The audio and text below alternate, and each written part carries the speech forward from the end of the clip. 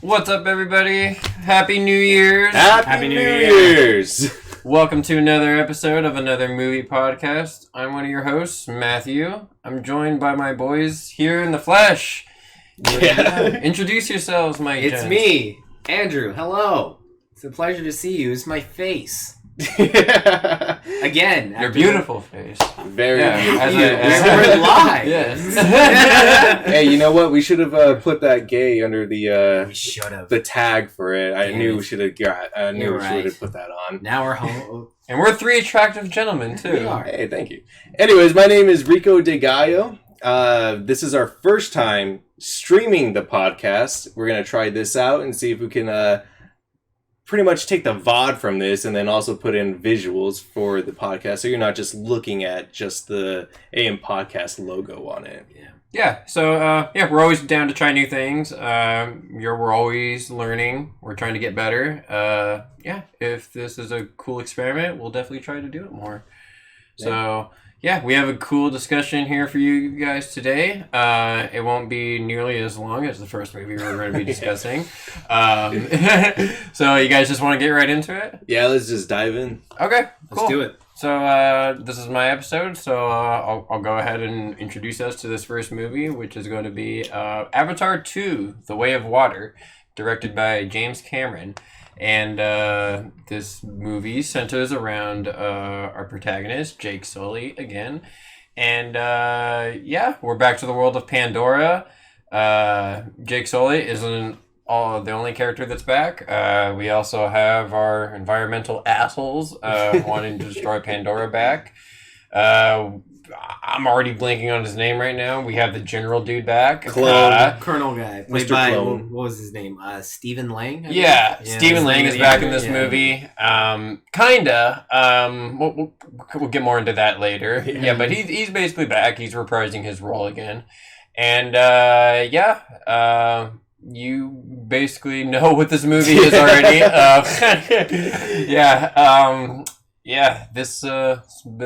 This movie is pretty cool visually.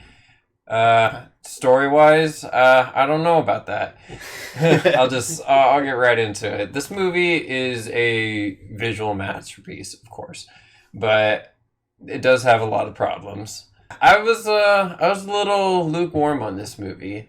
I do think overall I would lean more positive, but yeah, just the lack of just me explaining a plot is just evident enough to how in depth this movie is. Don't get me wrong, it has a plot.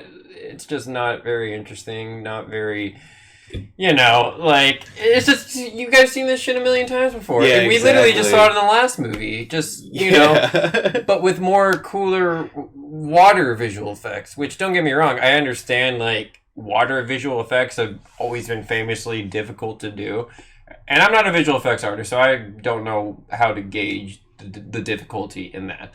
But, it looks great here. I wouldn't be able to tell if some of this is real water, if this is, or some of this is fake, if they're filming in a sound stage, which, majority of the time they are.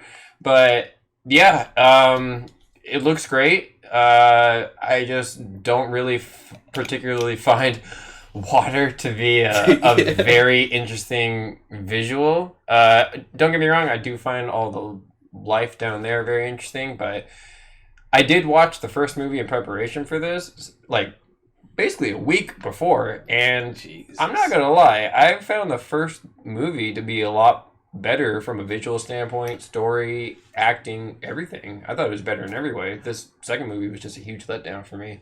I feel like with the first one, they really dived into the whole forest type area, because then they were showcasing the animals and everything. Then they were showing how at night everything kind of changes, and it shows just trying to survive in it. And I feel like you had more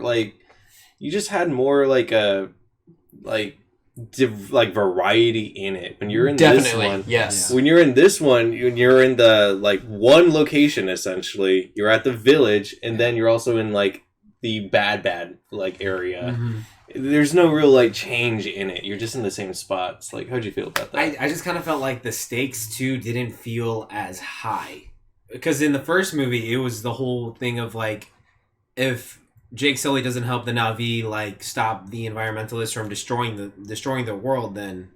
Well, specifically, it's the tree. Yeah. Oh, yeah. The tree is linked to their ancestry. There we go. Yeah. And if they destroy that tree, that's essentially like destroying like the ecosystem of the whole planet, their ancestors, their memories. I don't remember the first one, but I was kind of more of like, wasn't it like the tree made like an element, or there's an element? There's an element under it. Under it. Yeah, that's why they wanted to take it down. Unobtainium. Yeah. Such real clever. Is that really the name? Yeah, I'm very sure. I'll have to fact check myself. Very so silly. Dumb. But yeah, like what we were saying earlier, like the story in this is so bland.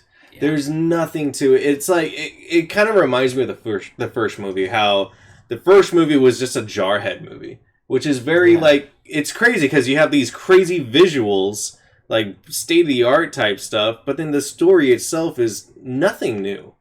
It's really nothing new. It's just like Unobtainium. It is unobtainium. Wow. Yeah. Well done, James. Yeah. Well done. Great name. It's a real word, actually.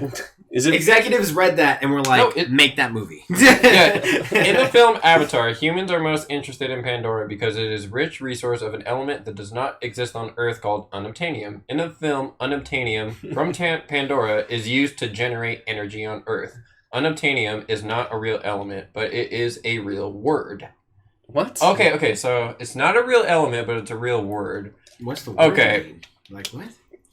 Something that can be obtained on Earth, I would assume. I guess, but okay, we won't go down that rabbit hole. We're sidetracking, but I mean, one thing I did that you were saying, Matt, that I agreed with was how the sea creature life is what's really interesting. Like I like the lore behind. I don't remember the names. The Takuni. The Takuni. There we go. And that's another thing too about this movie specifically.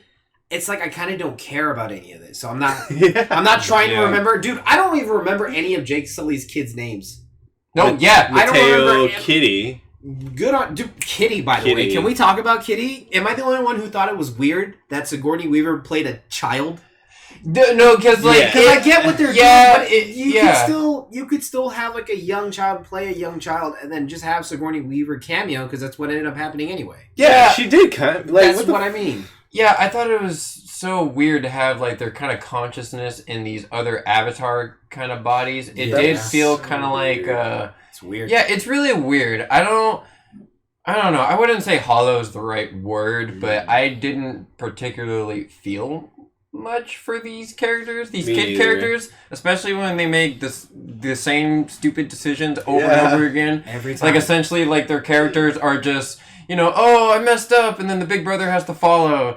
And they fucking get chewed out by their dad. Like, that happens. I swear to God, that happens like 3 or 4 times. I swear to God. I feel like this movie is like a ginormous case of sequel-itis, where it's like kind of like the first one is like it's so good, and then the sequel comes out, and it's just not at the same level. It's not as good, except now it's on a bigger scale because it's Avatar, and James Cameron was hyping it up and saying, oh, we're doing this, we're doing that.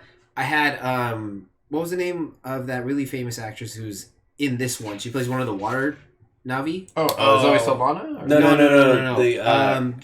The chief's wife, right? Yes, the chief's wife. I can't remember her name. Wait.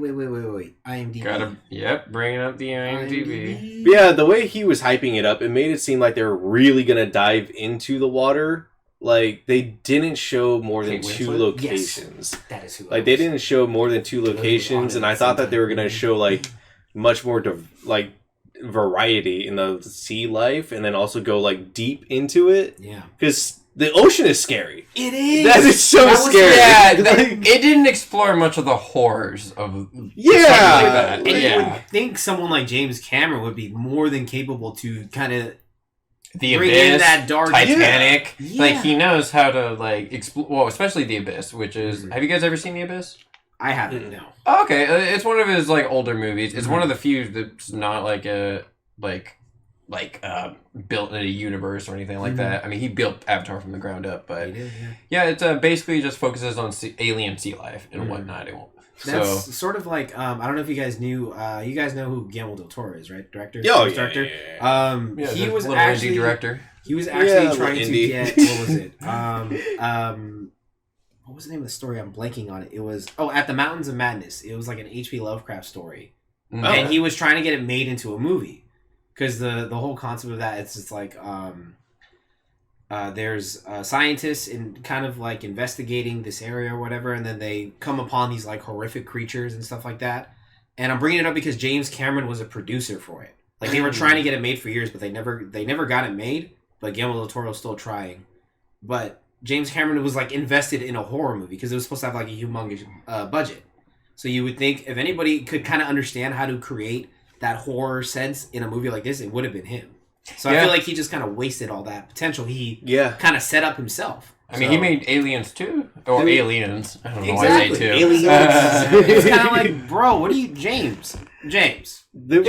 Like. There was only like 2 real species of like water life that were like delved into. Like you got the Takuni, and then to an extent you also have like those little rays or those little manta things, little manatees or whatever. Yeah, I don't know what they were called. Long necks. I don't remember. They were like, I don't know. And then there's the whales, the flying one. Remember the one that was like in the water and it's just that's what I was talking about. Yeah. But it's like. You had nothing really in this, man. Like, even in the other one, you had that giant, like, rhinoceros thing. You had the little panthers with, like, 6, like, limbs. Bro, literally, Starship Troopers gave us more creatures. No, it did! Yeah, Starship it managed to do world building and introduce these creatures and, like, make it mesh really well. And James Cameron, again, was hyping all this up, so you would have thought, he probably cracked it then. He figured out how to do it for this one again. Yeah. But then I feel like it's just there's elements of that idea there, but I didn't really feel it while watching the movie. Yeah, and I honestly, I agree with you, but the main thing that is like my appeal here is what we've been talking about, the special effects and the world of this, and when you don't really find that particularly interesting, it's just like what is much like what's there for us at this point? You know what that reminded me of? Go ahead. Like Planet Earth. Like a documentary? Yeah, like a documentary. No, I felt like I was watching kind of a documentary more so of a movie. It's really showing off these visual effects, which they do look gorgeous. I watched this in, I didn't watch this in IMAX, but I watched it in 3D, and it looks good. I wouldn't say I had a particularly enhanced experience from it, but I also didn't watch it in the highest quality possible, so I can't really critique that, but from what I got, it still looked beautiful. But like I said, just the visual premise of just water, and like I said, the first Avatar movie is fresh in my memory. Like I was also going to ask you guys when the last time you guys watched the first one was. Probably a year ago. Oh, so you kind of recent. It was so recent. I remember it. I remember that. Okay. Yeah. Very long time. It's been a while. It's okay. Like 2013. That's okay. I was just like, that's okay. I've seen the first one, so I don't remember everything about it, but I remember the key points as they were bringing it up in this one, and I was like, oh yeah, that happened. Oh yeah, and that happened too. Because with movies like this movie and the last Avatar, I feel like you just need to watch it one time, to kind of fully get what it is. No, yeah, but exactly. Things you're just not going to remember, or you forget certain parts. It's just Dances with Wolves in space. And that's a shame. Yeah, dude. And that's a shame, too. No. Okay. I wanted to go back on that a little bit. Okay. I don't think that's necessarily, like, so much of a bad thing. Because we have, like, story... There are like thousands of movies that get released every year. Like, obviously, some are going to have, like, similar themes. It all depends on what you do with it.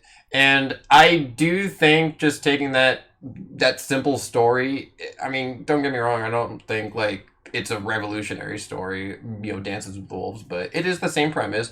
It has been done before, but I don't think it's necessarily, like, too much of a bad thing. In my head, I always perceive that movie as, like, Dances with Wolves in space, like, it doesn't have its own original story, and I always thought it was awful for that. You can for sure critique that still. Its story is basic, but I definitely think it's better than this second one. Like, at least, it's a great starting off point for, like, showing off these visual effects. And, yeah, like, sure, it is, a little bit Dances with Wolves in space, but I have a lot more respect for the movie now because at least, the visual element is so elevated to the point where, like, that is the main focus. Not so much the story. I can be so much more forgiving of that. Just... on this recent watch I had like a much more profound appreciation for it. I went from I had it at a 3. Did you really? Yeah, I thought I The really first one? yeah, the first one. I did not like wow. it. I did not like it at all. I didn't like it either, but still, like Yeah. it was good to look at. Yeah. It was pretty. Yes. Mm-hmm. This recent watch, I gave it a 7. But like I do knock it down just for like, you know, like you could write it a little bit better. Like Yeah. sure, I do like the dances with wolves elements. Like it works for this story. I felt those emotions this time around.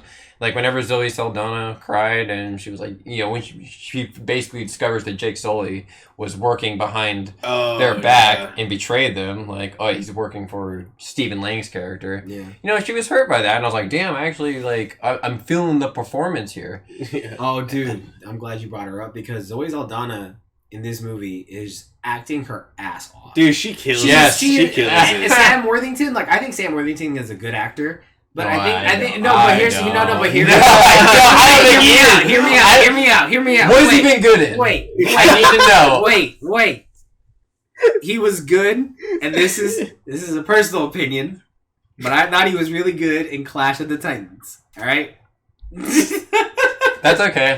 I mean, here's the thing, alright, right? yeah. I'm not even denying that the movie is good because it's not good, but it's like childhood nostalgia. It's protected by that. So every time I watch the movie, I'm like, this is the dopest fucking shit. Yeah, Sam Worthington is Perseus. Fuck yeah, like. And then you have Wrath of the Clash of the Titans, and then it's I wouldn't say he's okay. I don't think he's good. I don't think he's bad. I think the perfect word is serviceable. I think I think he was very serviceable in Avatar, and I did like him in 1, but this new one, again, serviceable. But just the writing in this movie is just so repetitive. Like, the same shit happens over and over again. The amount of times they had to apologize. It's just like, God. Yeah, like, come on. It's like the third time. You can make like a fucking montage. It's like an hour long of Jake Sully being like, go apologize, go apologize, go make apologize. Peace. I don't care how you do it. Yeah. He's like, you gotta stop sticking your neck out for your brother. And I was just like, and then you're supposed to be out for your brother. Like, first he says, stop looking out for him. Then he's like, why weren't you looking out for him? I was like, the same conversation. You were the one who I'm not. Spoiler. I'm glad your kid died. Okay, yeah. Spoiler in the movie. I was like, in the movie. Yeah. So it's the big brother, right? Yeah, the big brother. Yeah, the big brother passes away in the third act of this movie. You know, it's really hard to feel for these characters. I'm not gonna lie. You can I didn't really care, There except it for is. like Jake Sully and Zoe Saldana, because they are characters I'm familiar with from the first one, and then these characters that are introduced, which are their kids, they're just not that good in my opinion. So, and like even the visual effects, which can, you know, help the performance in terms of like, you know, facial features and whatnot, they can make you emote more if the actor couldn't do it. So they can improve your performance in some ways, but I don't know, just them looking nice wasn't enough to make me feel anything. I guess that was a huge lack that I felt in this movie. I felt a huge lack in emotion. Yeah. And I also do feel a little insulted as like just a regular moviegoer, because like the script doesn't respect my time. It keeps doing the same shit over and over again. And yeah, like it's weird because like I do see the response to this movie and it is like overwhelmingly positive. And don't get me wrong, I'm not like shitting on this movie by any means. I still would lean a little bit more positive in this movie in some ways. On it. I mean, I'll shit on it too. I can be critical on it, but yeah, I just... No, he's not saying critical, he's saying shit on it. Yeah. Because critical, you can at least give, like, the benefit of the doubt with some ideas. Shitting on it, you're just like, no, that idea is terrible. Get out of here with it. Oh, yeah, there's a lot of terrible There's ideas. a lot of terrible things in this movie. The runtime is a major one. God, the runtime, dude. Okay, so, real quick. I fell asleep at one point during this movie. I'm not for like surprised. a good 10 minutes. And I woke up and I felt like I did not miss a thing, dude. I was like, what the fuck? We're still here? I was like, oh my god. Dude, that was... And then I had two instances. So I fell asleep for 10 minutes, woke up, did not miss shit. And then I actually had to stand up and go outside to like wake myself back up. And then when I was out there, I smoked a cigarette, and then I came back inside, and I got a tall boy, dude. I got a freaking tall can, came back in, still didn't miss shit, dude. It was like almost the same exact scene. I was just drinking it. Then like an hour later, I had to pee. And then I left again, came back, and we were still in the third act for the longest time. I was like, bro, what the fuck? And I felt so bad for leaving so many times because I didn't want to be like that guy, just keep on walking back and forth in front of the other people. So I just stood in the entryway thinking, it's going to end. It's going to end. And I was there for 20 more minutes. Oh my god. I just stood in the entryway just watching it. I was like, fucking end already. Like, stop elongating this. Yeah, I definitely is. Yeah. I mean, if the runtime is justified, a 3-hour movie feels like, you know, it feels like a breeze. I mean, we honestly do it when we watch a really good show on, like, Netflix. You know, they provide the option for us to binge that shit. And if it's really entertaining and they justify that runtime, hell yeah, right on. Does not fucking justify 3 plus fucking hours of my time to just do the same bullshit over and over and over again. So, yeah. One thing I really want to get into because of repetitive bullshit. Okay, so... Oh my god, the most annoying character. How did you guys feel about Spider? Oh, there it is. Dude, Spider sucked. Okay, that was my biggest gripe about the CGI was whenever Spider was next to them, like, it looked so bad. I was just like, it didn't look terrible, or it didn't look bad. I guess it just looked like the quality dipped when it was, like, next to him, because he was, like, real.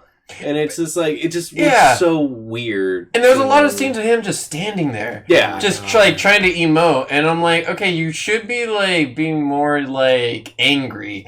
Like they're killing the sea lions, they're killing the people, like, and you're just like standing there. They're gonna go kill your friends.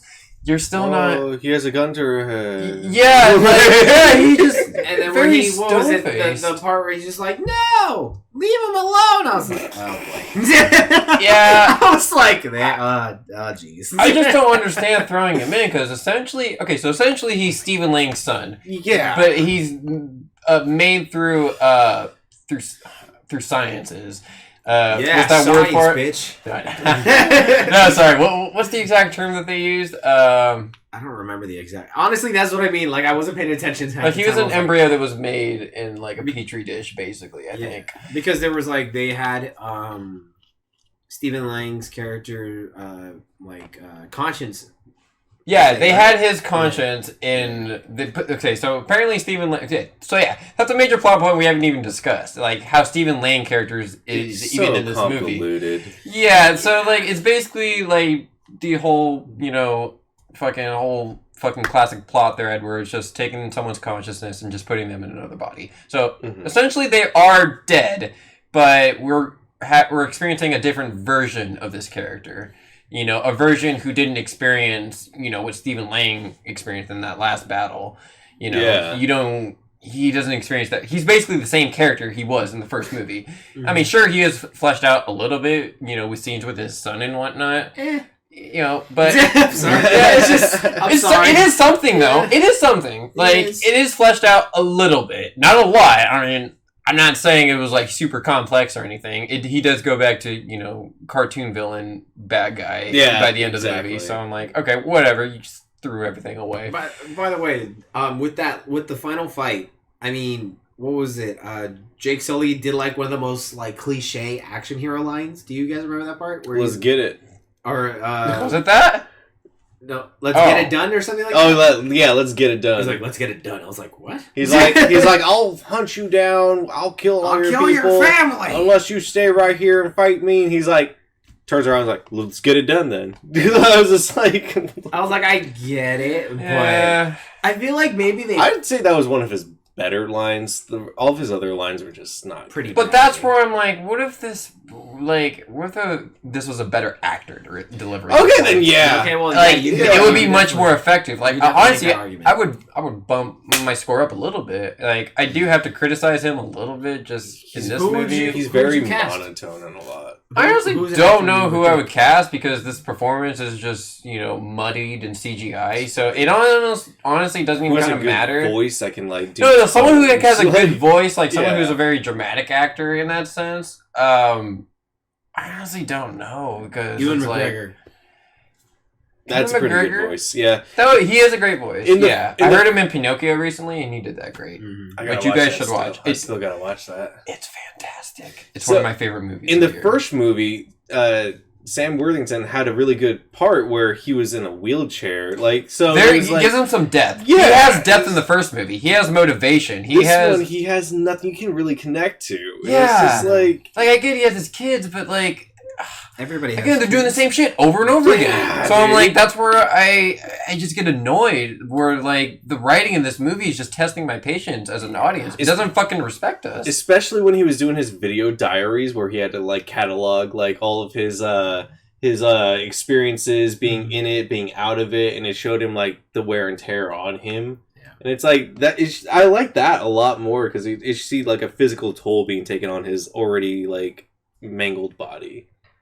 But how did you feel about Sam Worthington? I mean, I didn't mind him in the first one. I enjoyed him in the first one because he definitely had a lot more to work with. He had more depth. Matt was saying, more character work. Just he was a lot better in the first one. This one, they didn't. It's they didn't know what to do, so they were just kind of just write some leading man lines and Sam go. All right, and action and. Well, all right, we gotta get the visuals going. I felt like that's what this movie kind of was too. Family, solely stick together. Yeah, that so much. No, that's a great point about the fucking writing. Just it's just not there. God, yeah, it's bad. It's just the most generic story. Which, don't get me wrong, the first movie gets away with it. Like I said, I gave it a pass. I definitely think it is a lot more better because the visual effects are better, the acting, the emotion is better. So, the story being Dances with Wolves in Space, it's much more forgiving in the first movie. So that's why, I'll push back on that claim a little bit. I definitely think Avatar earns its own title. I mean, I know I've been referring to it as Dances with Wolves in Space. That's my last time doing it. But I definitely do think Avatar stands on its own as being, its own movie, its own title. This movie is just an exercise in excess and just bloated, blockbuster filmmaking. And I don't know. It's just kind of ridiculous to me because James Cameron has famously been talking shit on Marvel movies, in which, don't get me wrong, not all of them are great. The boys gave Thor over here fucking 1. We're very critical on that shit. We know not all of them are good. But this movie isn't doing anything favors. Yeah, there's nothing new here for the blockbusters. You know, I don't know. I guess I was expecting more. I was expecting better. Especially with how long how much time he put into it. Well, this movie's been done for 4 years. Apparently, one of the girls, I don't know what she was doing. I believe she was she was in production design or something like that. But she thought the movie came out 4 years ago because it's been done for that long. And so I'm just what the? That was another thing I kind of felt. I felt like the movie was kind of outdated in a way. Because, I feel like it's outdated in the sense that, all CGI looks this good now. Yeah. So, it's don't get me wrong, I do see it from, maybe, a filmmaker's perspective where they can look at this and be oh my, or, a visual, effects artist. Their viewpoints on this movie are probably oh my god, this is, how did he do this? How did he do that? Mm-hmm. Me, I'm kind of just chilling there, I just want to see something new. Yeah. I do see some new, with its, its water biology and whatnot. That ecosystem a little bit is explored a bit more. But I felt like I got so much more in the first movie. Yeah. I felt like I got much more of the plant life, more of its beauty, a lot more color, a lot more just... Yeah, I even got fire in the first movie. That's, not very existent in this movie. You get an explosion of the big... fucking bombastic fight at the end, but that's about it.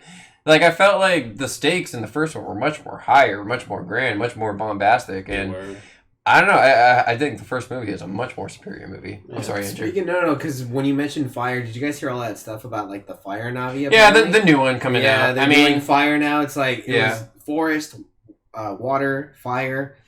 Wait, they're coming out with a third one? Yeah. Third one is for, it's already supposedly done. Apparently there's a 9-hour cut of it. What if... No. I remember hearing about that. Oh my god. I remember hearing about that like so long ago where James Cameron's like, oh no, I haven't done it. It's true. Yeah. He apparently... I'll have to fact check this in a little bit. I'll get back to you guys on this. But apparently James Cameron wants to release a theatrical kind of 2 to 3 hour cut in theaters, and then do the rest in a series type of fashion. Okay, that's what I was thinking. Because I was like, when I was watching this movie, I was like, if this was like an episode of an episode, like it would be better. I was like, if this was like an HBO thing, like if they had like if they had like $1 million per episode type of budget, like how Game of Thrones was, like they probably give it more. Cause it's dude, and it's like it would work. I was like, it would work like that. Like, if you wanted to spend, like, oh, yeah, this is the kids' episode, then, yeah, you could do that. You could have them get in trouble. It would be structured better. Yeah. And instead of having the same bullshit happening over and over again. Like, you were watching your brother, go apologize. Yeah. And you could literally get this crazy thing called character development. Yes! It's wild that I felt... Did you guys feel any in this one?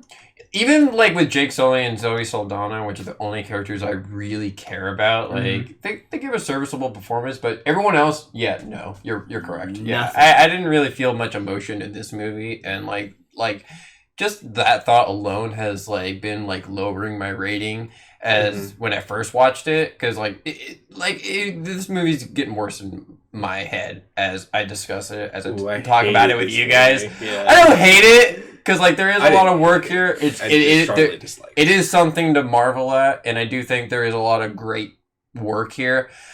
But, man, they've really got to do something about the story. They got to do something about this script. Like, even, like, better dialogue would be better. Or even a better story. They need better actors as well. Because, like, do you guys remember the human characters that were, like, poaching, the poachers? They're so generic, and it's just like, oh god, man, like it was a struggle. I just remember that line with the scientist where he's just like, "Who's got the harpoon?" Oh my god, that was so shit like that. I was just like, he.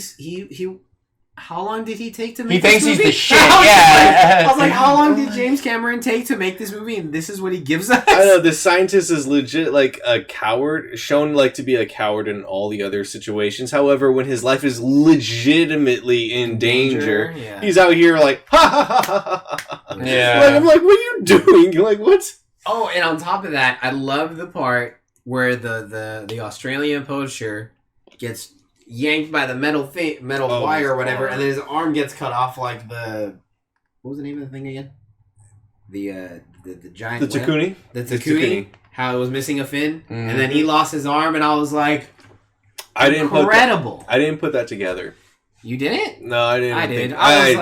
I was like, wow, James, that's so original. Poetic. I was more so concerned with how bad his arm looked as it came off. That wasn't a bad effect. I was like, oh wow. No, I didn't like it. I just didn't like it. Yeah, like I said, this entire movie is just excess. The emotions aren't as, prominent this time around. I mean, honestly, I'm down to just wrap up this discussion. Wait. Do you want to talk shit on the third act real quick? How long it is? Literally, it was literally like an hour. I was like, Jesus Christ! Like, the action's good. I mean, that is another thing I want to get into. Like, the action is good. Obviously, like, it looks beautiful. All the flying sequences look nice, but yeah, the action is good too. It's long. It's very, like, not very interesting. It just gets, like, dragged out way too long. It could have ended much sooner, but they just kept being like, oh yeah, we captured your kid, we have him to his post. Oh, you got him back. Oh, we got another kid captured to this post. Oh, you got that one back. Oh, you know what? We got this one. It happened 3 or 4 times. It happened with the first 3. Then it happened with the girls. And then it happened with, like, the other one. And then I was just like, bro. Yeah, like the mother and then the daughter. Oh, my God. Do you remember that adorable line, though, from the little girl saying, how did I get tied up again? Or something like that. Yeah. I was like... That was kind of cute. Yeah. I thought that I was also kind of like, How dare you use a child to defend a terribly written movie? It doesn't get bonus points. So right now we're talking about Avatar 2: The Way of Water, and someone commented on it. Oh yeah. So yeah, we're talking about Avatar 2: The Way of Water, and then afterwards we're gonna get into the Man Who Wasn't there. It's such a hard title for me to remember. I kind of blank on it too, honestly. But that movie was I think we could just wrap up Avatar because I want to talk about that one. No, I was about to say I'm down to wrap up the discussion now. We can just get wanted into to talk ratings. shit a little bit. I'll rate it first. I mean, it wasn't my recommendation, but it landed on my week. So when I first got out of this movie, I initially I honestly don't know what I was thinking. I rated it way too high. I gave it a 6 out of 10. And did you really? I did. I was entertained by it, and I was like, okay, this looked really nice. I was entertained. The action was cool, but just over time, it's just gotten more sour in my head, just mainly because of the characters. Everything that I said that I did like about it, I still stand by that. I do love the visual effects. I love the action in some parts. But yeah, it's just so bloated and just so much excess, and so much repeated, dialogue scenes, same bullshit, everything, yeah. Yeah, and it's just, draped with this just very generic story. And, don't get me wrong, like I said, the first one is a generic story as well, but at least I felt emotion in that one. I felt much more love and attention to detail in this movie. This movie just kind of felt like James Cameron wanted to show off the water ecology and whatnot, and that's cool. That's awesome. It is, like I said, it's great visually, and I like it in those aspects. But just phoning in a story, I'm not a huge fan of. Not at all. So yeah, I do have to knock it down a couple notches, and I'm gonna rate this a 4 out of 10. What is the Avatar 1 ranking compared to 2? I would give the first one a 7. I definitely think it's a solid movie. I'd probably give it a 7. Like a 7, high 6. Yeah, like I said, when I first watched the first Avatar, I gave it a 3. Like, I did not like it. Damn. But, yeah. Like, I did have like a much more appreciation for it with my adult brain. I do recommend checking it out. With the visuals of it, it's amazing. It's groundbreaking. Yeah. Story, you got nothing there. But it's just kind of stuff that we've already seen. But it's fine. I said, I feel the emotions in the first one. So, exactly. It works. Human characters. Even with the first one, even though there wasn't really, much of a plot, there was some stuff in there that made you go, I like this movie. Yeah. So I'm kind of on the same page as you guys. I would give the first Avatar a 7. Because it's it's not, so bad you gotta rate it below that, but... The only thing it's breaking, that's groundbreaking, is the visual effects. Yeah, that's it. Yeah. So that's the only reason it's kind of getting a 7, because it literally has nothing but that. But this one, it's even worse because it's like they're not even trying to hide the fact that they have no plot. Exactly. So I just wasn't really, I don't know. Well, invested. It was so bland and...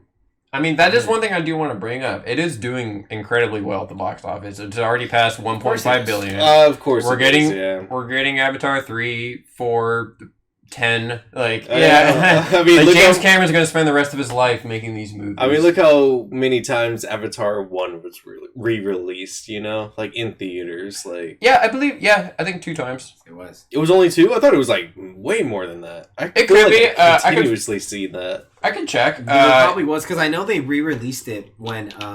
prior to this one, there was a recent re-release. It was a few months ago. It was there was also around the time of Avengers Endgame, because they wanted to stay the top movie, but then Marvel and Disney were like, re-release Endgame then so we can beat them again. It was a whole thing. Oh, that was... Yeah, it was I remember it was a whole situation. So I was just damn. So petty, dude. Well, Disney owns Fox. Well, now they do, but at the time, Fox was still its own independent thing. I'm mistaken. No, I believe Disney owned them at that time. I think it's just, at this point, for them, it's just, whatever, we own the 2 highest grossing IPs of all time. Oh, it was. You're right. It doesn't matter if we put Avatar back. If Avatar's back on the theater, that's still money coming back to Disney. Doesn't matter. So wait, Avatar is Disney? They bought Fox. Yeah. Yes. I didn't technically. think about that. I didn't think about that. So did the first Avatar kind of copy another movie, or am I mistaken on what I read at the time? Well, I wouldn't say it copies another movie. It just, it does the same themes of Dances with Wolves, where it's just like a lost settler kind of comes across like another group of people, and he learns to live with these people, kind of like, learn their ways and whatnot, become one of them. And, it's a very common theme that you've seen in a lot of movies. And that's why I'm not going to like knock this movie down just for a simple story like that, because I felt the emotions. It still worked in that sense. Then they get colonized. Yes. Then they get colonized. You have to include everything, the good and the bad. Yeah, it is kind of a generic theme. It is a fun watch, though. Like, visually, and then there are some really cool moments into it. Like, I feel like Sam Worthington's performance is much better in that one. Well, the first one, like I said, you do see the human actors, and you see a lot more of those emotions, which, don't get me wrong, the CGI does look good, and I do see the emotion in the CGI, but I like how the first movie had a good balance. And another thing, too, I want to get into, I know we're on your rating. I'm so sorry. One thing I really want to get into. I'm not even gonna lie. I forgot for a second that we were on my rating because we just started talking. It's okay. It's okay. I got lost. It's fine. No. So, no. One thing I want to get into is that James Cameron made a whole language with these people, and in the beginning of this movie, they're talking that way, and he's like, I kind of, it's basically like I'm talking English, and then they translate the entire movie to English. Yeah. Which, don't get me wrong, like I understand that decision because. Yeah, like, you don't want to read subtitles for 3 hours. Like, I get it. It's a lot of subtitles to read, yeah. But the first movie did have the subtitles, and it did have the human characters, delivering dialogue, English. Mm-hmm. So, I like that the first movie had much more of that balance. This whole second movie is just, it's mostly, like, it's 99% English. And yeah, it is. I feel like, you made an entire language just to not use it in this movie at all. Like, okay, I'm sorry. That was just the one point I wanted to bring up. No, because you're right, because it's sort of just like he's literally shooting himself in the foot. When it's like he has a great concept that he could keep using. Yeah. But he's like picking out all the wrong ideas to use from that. Because a lot of it, I felt a lot with this one specifically. A lot of it, he used like natural, like modern society type like slang and everything. Like there was a lot of like kids calling people bitches. Like there's a lot of kind of like How does that work? So did Spider teach them all what the word bitch means? Does Spider know what the word actually means? Probably like, Jake Sully just like calling his wife a bitch. What the That's what happened? Christ. Like no one else knew it. Like where were they gonna learn? Like, and that's another thing too. So if they're all speaking, so if they're all essentially speaking Na'vi, but we're interpreting it as English, so when Spider gets taken, like. He just speaks English the whole time? Yeah, I guess. There was the parts where he translated or whatever.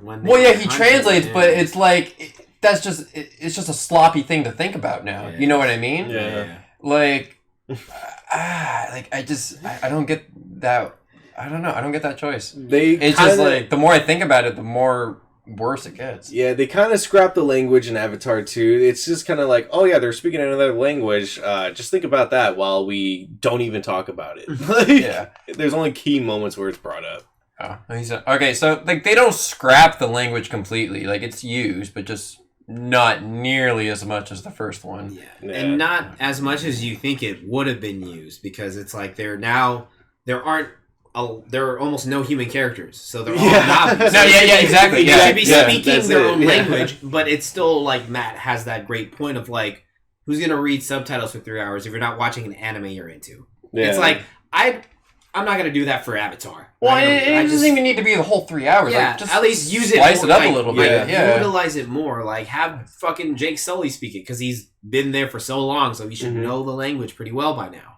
So, and that's where I'm saying like the writing is just at huge fault here. That's why I keep rating it lower and lower. And we gotta get back into our rating. Refocus, guys. My rating for Avatar: Way of Water is gonna be a 3.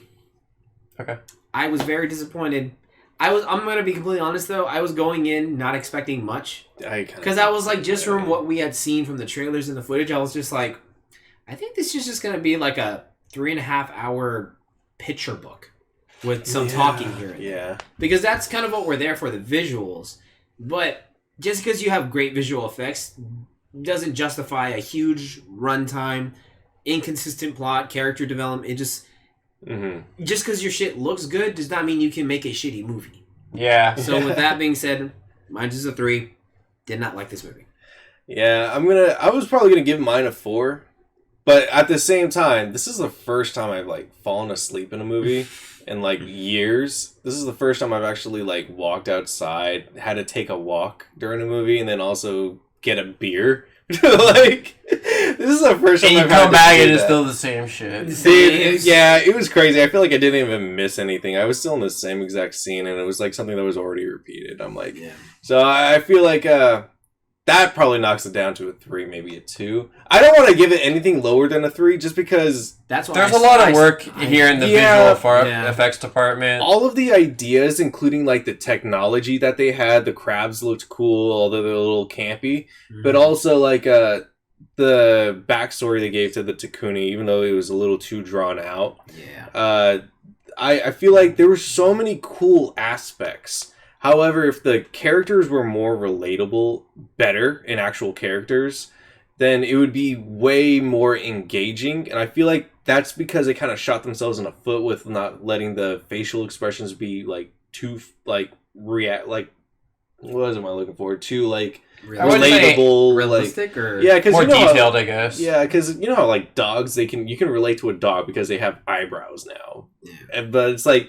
You feel that kind of sympathy for it, but I mean, other than Zoe Saldana, who was freaking amazing the entire movie, like she gave the best gives a good performance too. She's Zoe Saldana, crying, doing everything, like being pissed and being right the entire time. Like she was like the entire movie, she's like, we need to kill these demons, like these demons, like this whole movie, she's just calling them demons.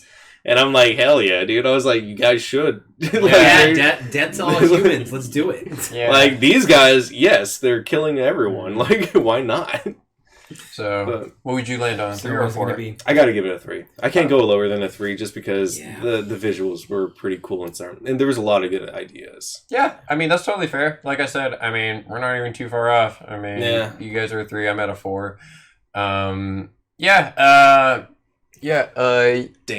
No, you should still watch it. Yeah, I definitely think it's still worth the watch. No, I mean, just like the visual, like don't go in expecting a fantastic story and great writing. Go in to enjoy the hard work that the VFX artists put into this movie. Yeah, because that's what you should watch it for. Yeah, just because we didn't necessarily like it doesn't mean you won't. I do see like a lot of the online reception is mostly positive. So I mean, there is a lot of people that do like this movie, and that's dope. I mean, I'm glad people are enjoying it, but. Yeah.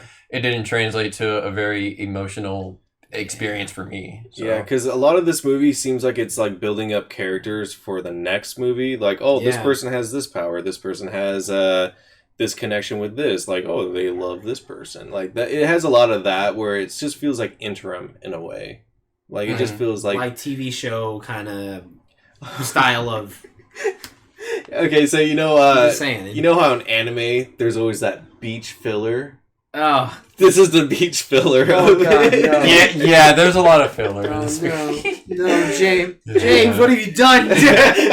You made a movie that's entirely filler. You were the chosen one. Yeah. After this, I did look at his like discography, and it made me realize, like, damn, this is my least favorite movie of his. Yeah, definitely. So, to this day, I will always love T2. T2, I think amazing. I think I like Aliens more. I think that's a fair. No, actually, I agree with you. T2, I think is better. I think T2 is a little bit better. It's a bit more quotable, has more pop culture relevance. Arnold Schwarzenegger gives a fantastic performance. I think Aliens is the first sequel to a movie that I think was way better. Like, I don't agree. Way better. What? I think Alien. I'm an Alien boy. Are I you like really? The original more. Oh, I like man, the original dude, I love it. Because it's like actual Marines going after them, and instead of like just regular people. I was like, that was cool. And like Ripley still kicking ass. I just love the horror more. And I do like that James Cameron pulls off the horror and the action. So I mean, I do need to rewatch it. I might feel differently now, but like I've always liked Alien. I have the box set if you want that. Like I do too. Do you really? Yeah, I love Aliens, bro. I mean, Andrew doesn't have the box set. You want it? I mean, Hey, brother, you have a great day, man. thanks Thank you for staying staying by. man. Appreciate it. Take care. But, You guys want to talk about the man who wasn't there? yeah, let's let's switch do it. on over. Let's do it. Okay, so Take the lead, yeah, sir. so the man who wasn't there was my recommendation.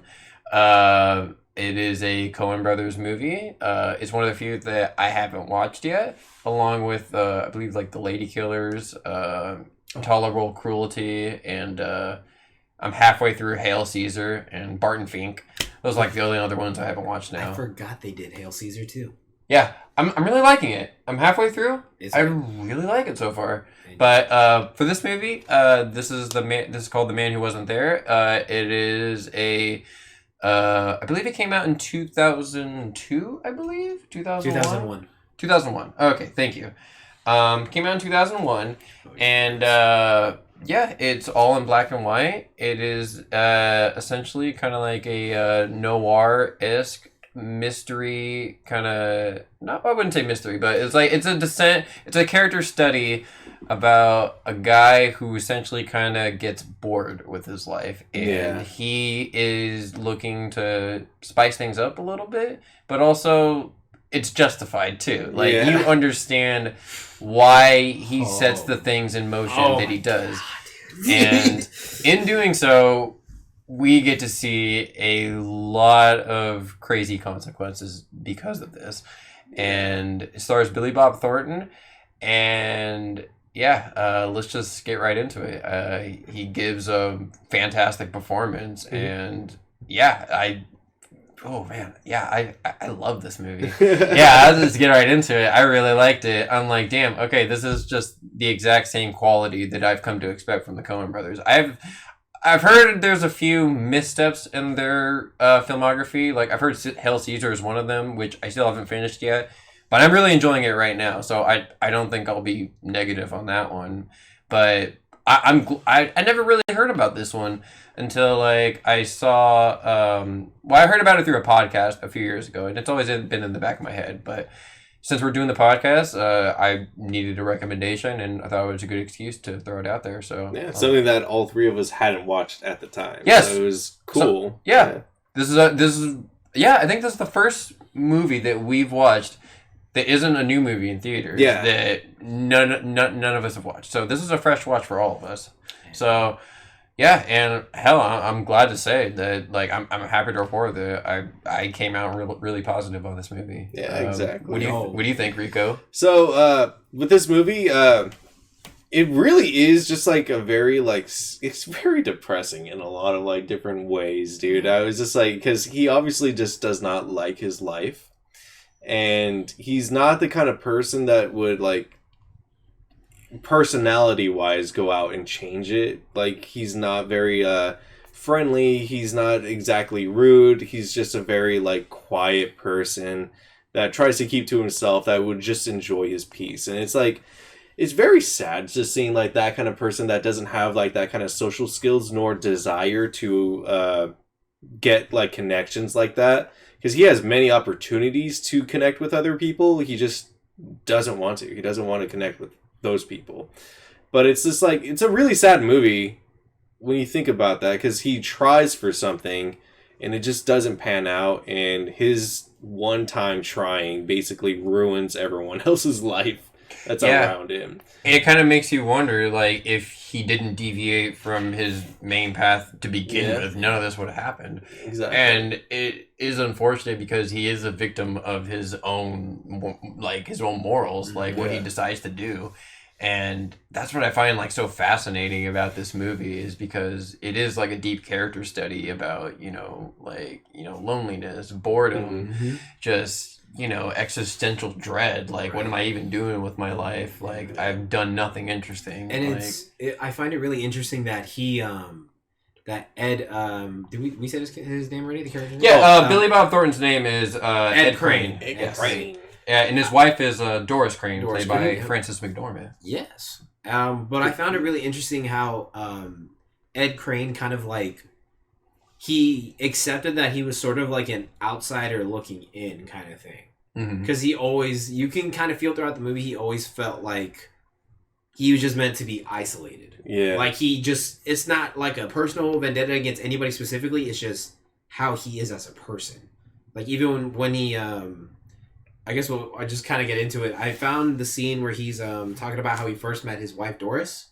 I found that scene really interesting because there's that whole beginning where he talks about, oh, I went on a double date with a friend and met her there, blah blah blah blah blah, and then he gets a phone call, then he has to go do something, and it's this whole situation, and he comes back right to his wife and continues telling us the story. Is this a spoiler talk that we're doing? No, that's why I bounced around. But I bounced around it, so I'm like, I want to save that for later. But I just like... Yeah, go ahead. Full spoilers. Okay, well, the thing that Mr. Crane went to go take care of was that he had received a call from Big Dave, Doris's boss, for... I can't remember the name of the clothing store, but it was a clothing store, right? Nerdlingers. I think so. Nerdlingers? Nerdlingers. Narlingers? Well, anyways. Point is, it's like it's a clothing store for like it was for women specifically, right? Yes. They had like perfumes, lingeries, and all makeup and all kinds of other shit.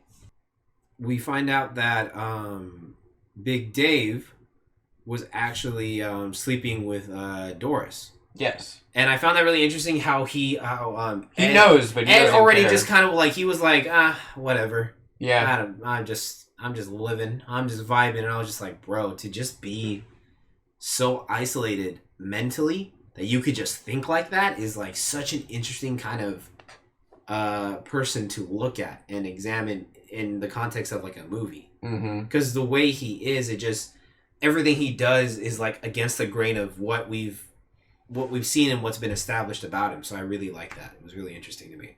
Yeah, and it's also kind of like the antithesis of like the good American man, the stereotypical white collar dude during that time. Yeah, and that's another thing too. Like I love the visual style of this movie. The black and white choice is hugely complimentary towards this. Definitely is. Yeah, it's it's kind of like The Lighthouse in that sense, where it's like a more modern movie where that aesthetic is much more complimenting. I don't feel like it's a gimmick at all. Like I think it looks. Oh, great. not at all. It looks like it's meant for that time. Yeah, like, that noir well feel is just rich it's here. Set in a small. I took a note on this. It's set in a small town in Northern California during the late 40s. It does. Yeah, they do reference like 40s, Stockton, Sacramento. Sacramento I noticed. yeah, Sacramento was like a big no. one. I noticed that. So I was like, okay, it's around here somewhere. No, yeah, literally. Like, I was like, oh my god. They didn't say exactly where it was, but No, they never did. They like so inferred like the vicinity because they say Sacramento a bunch of times, and then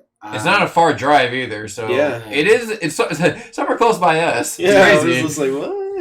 Wow. Yeah, I didn't even know that going in. Like that was a crazy little. Ed Crane could have lived here. Right here. Right in this apartment. But it's a townhouse. Yeah. Calm down, all right?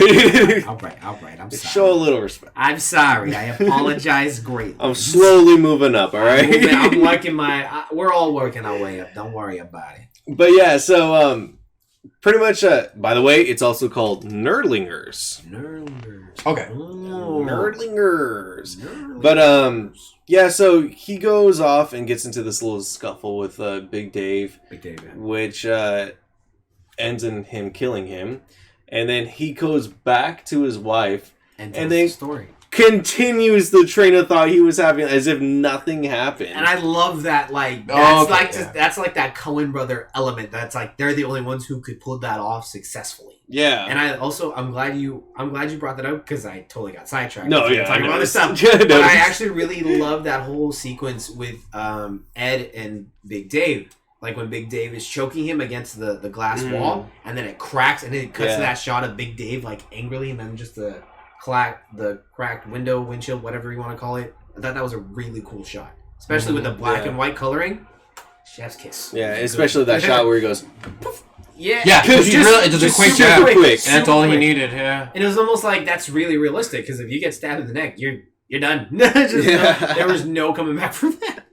Like you would need a miracle from the heavens to like survive something like that. And then it was just a very long, drawn out, like bleeding out scene too. He was like literally like And by the way, Big Dave is played by James Gandolfini. May he rest in peace. Fantastic actor. For those who don't know who he is, he played Tony Soprano. So yep. He was great. So since none of us had seen this movie, I went, "Oh my god, that's James Gandolfini!" Like it was I hadn't had a moment like that in a long time, so I was glad it was with James Gandolfini because he's a really good actor. Yeah, because like really there's a lot of actors that I did not expect to be in this movie that were in it. Scarlett Johansson, a young ScarJo, hella young. I was like, Jesus, a young ScarJo giving a blowjo. Like, oh what in the world? Birdie trying to give Ed some head. Yeah, that was good. Richard Jenkins. Yeah. Oh yeah, Richard Jenkins is a great actor. He played Was it Will Ferrell's dad or was it John C. Reilly's dad? No, John C. Reilly. It was John C. Reilly's because the mom was Will Ferrell's in that one. Right. Smoking hot mom. Smoking hot ma'am. But yeah, so one plot point detail I wanted to get into as well is the reason James Gandolfini wants to strangle him. Mm-hmm. So Ed is essentially blackmailing him. Yeah. So he devises a plan to basically hustle him out of $10,000. And in doing so, that will put James Gandolfini like in debt. But James Gandolfini's character doesn't know that Ed knows that he's cheating on his wife is cheating on him with James Gandolfini. So he doesn't know that. So he wants to keep that a secret. So Ed gives James Gandolfini a note saying, give the $10,000, drop it here, and that'll be that. And James Gandolfini, eventually figures out. Yeah, he goes along with it, and he gets the $10,000, and he drops it off. But he figures out where the $10,000 is being dropped off to, which Ed was gathering $10,000 from a customer he recently had at his barbershop who needed to accumulate the money for his own shop, right? It's essentially dry cleaning. Cleaning. It's dry cleaning? Dry cleaning, yeah. Okay, yeah. So he wants to do a dry cleaning business. Which was revolutionary, never thought of before. See, they don't clean it with the rough and tear. It's chemicals, my friend. Chemicals, no suds. So yeah, just a quick thing. I'm sorry, I didn't mean to interrupt that, but I also really liked the 40s lingo. Like I liked it. I don't know why. It was really, like I was interested because when Ed Crane brought up a point where he's talking about, I don't know if this guy is like a scammer or if he's the real McCoy. And I was like, what is that? Why does that sound so familiar? So I looked up what that phrase means specifically, like real McCoy. And it's based on an inventor named Elijah McCoy, who was born in Canada in 1844. And he invented a lot of shit. He invented the ironing board and a lawn sprinkler. And other people would try to make it like his, but his was the best. No one else could make it as good as him, so people started using that term. The real McCoy, like, is it legit? Is it good? Yeah, is it really good? I see. Like that really, I don't know why that specifically rung out to me, but I like the lingo. It's really that's some great dialect. And then I think there was another. That was phrase. a good note that you took there, buddy. In I research, also have another one. Hang on, I'm not done yet. Here comes part 2. There was another phrase that they used for when Billy Bob Thornton is talking to Richard Jenkins. About his daughter, ScarJo, Birdie, and how he says, she doesn't seem like the fly-by-nighter type. And I was like, what does that mean? So I looked that up, and it's basically saying like a troublemaker who's untrustworthy and is just, not... They're going to cause trouble all the time. So I found that, that's what I found interesting. Like, the lingo is one phrase or word, but it means something completely different. Yeah. And I thought that was really cool that, they kind of integrated that into the movie. And the dialogue is what really caught my attention, which is why I really like the Coen Brothers, because their writing is so... It's never confusing. It's like, it can be confusing. Well, they write it in a way that it makes it, like, you can accessible. kind of decipher it. Yeah. Thank you. Yes. Yeah. The context of it being applied. Yeah, no, exactly. With everything else that's being said around it, I can assume, like, what that word meant. Mm-hmm. So, exactly. So I also like the mannerisms, too. Because there's a lot like, hello, Mrs. this person, and then they'll be like, "Do you want to come in for a drink?" And they'll be like, "No, it's too late. It's too late for that." And I just like the respect that everyone had for each other, the initial respect. I don't know. I just always relate that to like that time, and I always think that's a really wholesome thing. Yeah. And there's one more phrase I want to bring up before I let you finish, because we did interrupt you. No, you're good. I just wanted to. I also found it interesting how, like, whenever someone got arrested or caught in a crime, they got pinched. Mm-hmm. That was what they said, because throughout the movie you find out later, because we already said full spoilers, right? Mm-hmm. How Doris was the one who was like the prime suspect for murdering Big Dave. Because she was, like, cooking the books for him for his company or whatever. Yes. So I really... oh, my God, I just lost my train of thought. What happens with Doris? Being pinched. Yeah. Yeah, being pinched. So, like, whenever you get caught or arrested, I found that term interesting, too. Your wife got pinched, and when they confront Ed later. So what were you going to bring up earlier, though? Because we did... completely... No, it's okay. Just how he gets the $10,000, why he wants to get the $10,000. He is essentially, if he invests in this business, he'll get, I believe, like 50% of the profit, something like that. Silent partner. Yeah, so silent partner. Like, I provide the money for the space. You just cut me in on the deal. Oh, by the way, silent partner. Remember that part in the movie where he winks at him? When he was taking off his tie, and I was like, "Are you making a pass at me?" Oh yeah, like I don't roll that way. I was like, bold queen over here. Okay, I should have put the gay tag on this. But you were saying though, Matt. Sorry. But yeah, no, I also find it a very interesting story about greed in some ways too. Yeah, like, just this whole story was set in motion through greed, and yeah. Freaking essentially, yeah, like I said, James Gandolfini learns where the money was placed, where the money was taken, and then he goes and so that guy's name is Frank, who needed the money. Frank, yeah. Yeah, he's played by Michael Badalucco. I don't know if I said that. Is he? What's his name? Can I see? Yeah, go ahead. Yeah, I want to see. Is he like known for something? Because he did look kind of familiar. Yeah, click on him. Where is he? Oh, he was at the beginning there. Really? Where? Yeah. James Gandolfini? Oh, Mike. Okay. I think I remember he was in... Maybe I'm confusing him with someone else. But yeah, so the $10,000, essentially, James Gandolfini gets it back. And then he confronts Ed about it. And yeah, shit kind of goes down. And that's where we are caught up. He stabs him in the neck. Yeah. Then then becomes like the police are wondering who even did this. And it's crazy because, like, he's around all of these people and he, like, no one realizes that it's him. And everyone else is like, theorizing, like, oh, it could have been them.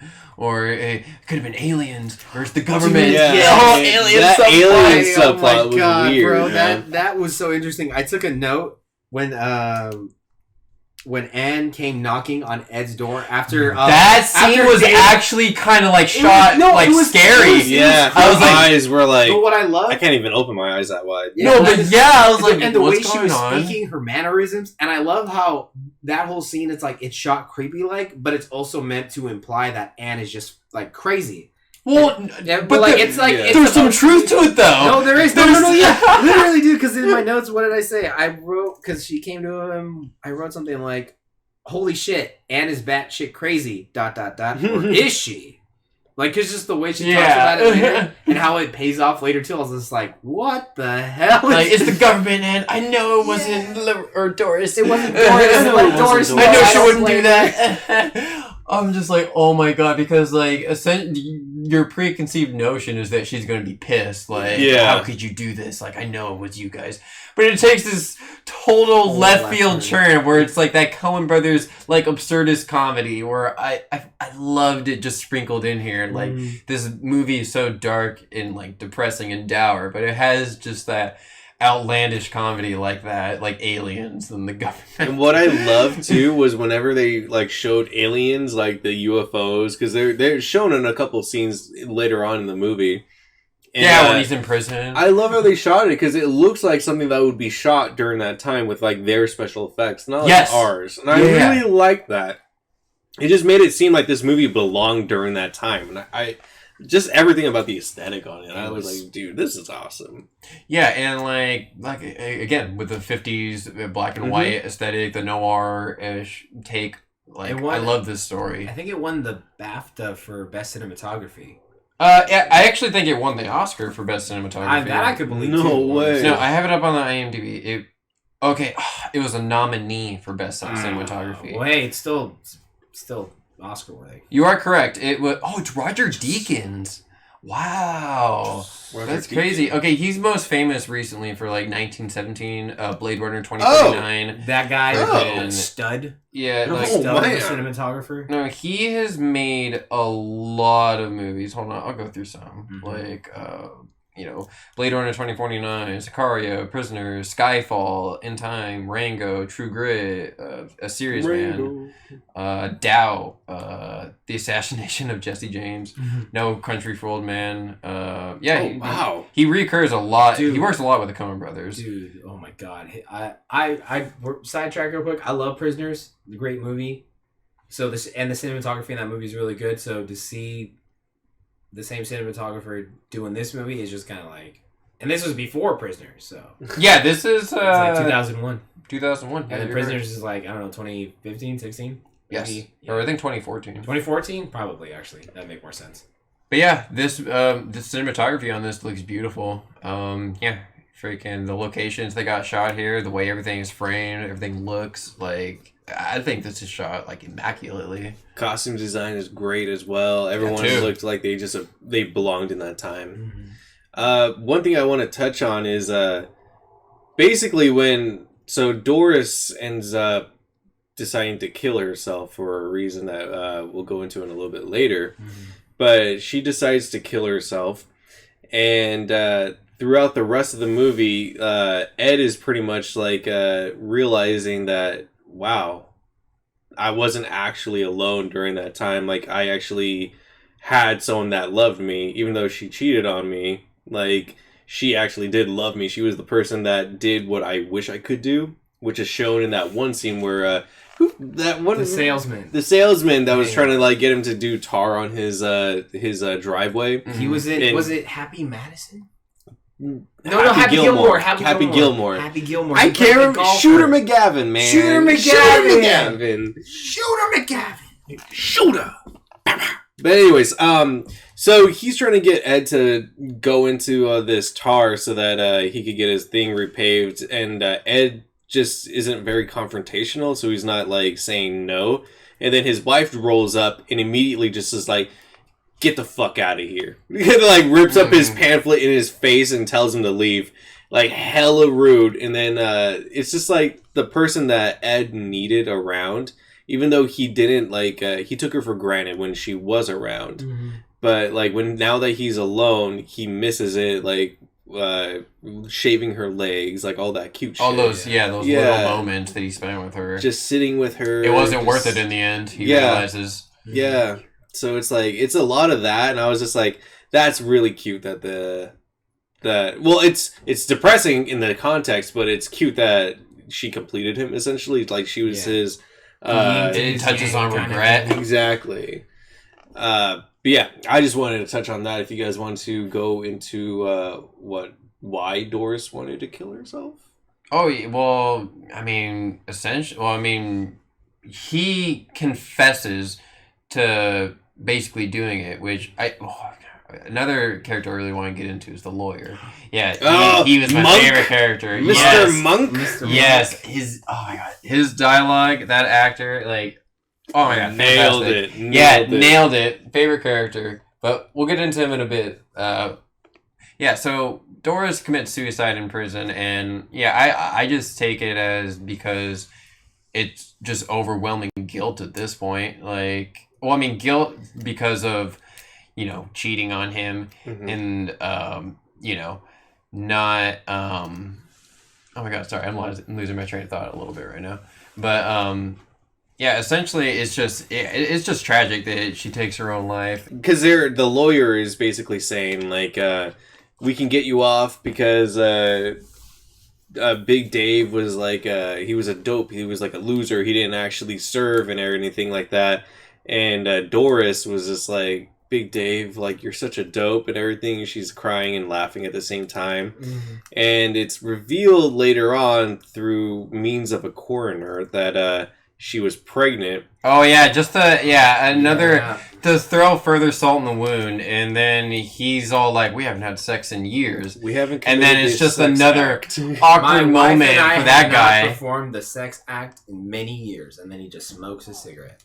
Yeah. That's what he says. And I was just like, God damn. And then this guy is just like, well, God damn, this is awkward. Yeah. I'm just going to leave. And I love, that's another thing I love about this dialogue and the acting. Just the way that's delivered and acted is just like, oh, you feel that moment. You get the secondhand, awkwardness after you hear that line.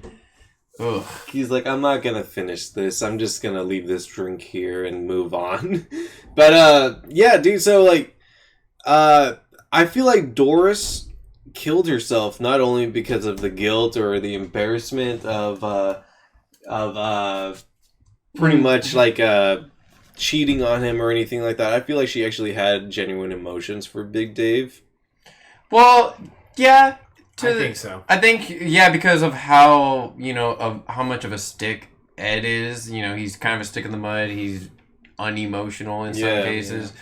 But then Big Dave had this bigger than life personality. Yeah. Like anytime he told a story, she was captivated and like cackling. Yes, cackling. How funny he was, and I was just like, okay, I see what's happening here. Yeah, entertaining your boss. You are entertaining him, that's for sure. You definitely are. Yeah, like she was willing to cook the books for him, even though she had this whole thing where she was like always like so structured and like focused on correctness in her work. But she was still willing to do it for him, even though it would cost her the management position at the new location for his lingerie shop. She still did that for him. So it's like, I feel like she actually loved Big Dave, and then she decided to kill herself because she found out she was pregnant. And it was just like, well, no, I don't think she would kill herself if she was pregnant then. Like, why kill the baby then? Like, I don't feel like she was like, I don't think she knew. Because, like, back then, I don't know how you would know. There wasn't, like, pregnancy tests or whatnot. I guess it would have to be something you feel. You just missed your period. But yeah, that too. At the same time, there's a lot of stress going on, too. That went on, though. Remember that? Yeah, but... Yeah, I think it's a little bit of both. I think, I do agree with you that, like, she did love Big Dave. Like... hearing you bring up those points are like really good. But I actually do think she loves Ed too. It's kind of like there was a point in time where they were heavily in love, but then over the years, Ed kind of just drifted into like this kind of like depression, this boredom, not really interested with life anymore, and just wasn't trying to connect at all. Like more disinterested with life. Just he was perfectly fine with being a fly on the wall. He didn't like. He wasn't looking for the spotlight. He wasn't the guy who is like captain of the track team or anything like that. He's the loner who sits by himself. Mm-hmm. And he's perfectly okay with that. He observes. He accepts the fact that he's empty inside. Yeah. And that's sort of like what you brought up earlier, if you guys want to get into that now, the whole courtroom scene with the lawyer. Or just the lawyer in general. Like, we could bring up his stuff. Because he was a really interesting character. It was Freddie Reinschnep or something? Yeah, Tony Shalhoub is the actor. Tony Shalhoub. Yeah, no, they definitely give him the best dialogue. I feel like they give him the most monologues. There's the first meeting at the diner. Yeah, first meeting at the diner. He's like, you're a barber. I'm a lawyer. I know things. You don't. And he's just like, you're just a doper. We're like, he's just like, it's crazy because he like hurls so much shit, but he's still helping his case. Like, he's like literally figuring out how to get him off or whatever, or get him and Doris off. That's what it was, right? Yeah. Yeah. So he will like say a question, immediately answer like himself. He's like, you know how to do my job? I know how to do my job. Like I just loved his quick, sharp, like, and just insulting. And then the visiting Doris in prison with Ed. I remember the part where he was going off. He's just like, we have to think, and he turns around. And he's just like, I got it. And he's just like, he's literally just firing on all cylinders, like just doing his own thing. And I really liked it. I thought that was really cool. He's just a well-established figure in this machine of the law, and he just knows it like the back of his hand. And yeah, I love his dialogue. I have a question for you guys. Mm-hmm. Did you care about his stepbrother? Or his brother-in-law? He just seemed like the dopey guy that tried to be friends with everyone, but was just like not capable of doing it. Yeah. I don't know. I liked him. He's like a funny guy. I feel like he was like comedic relief in a lot of situations.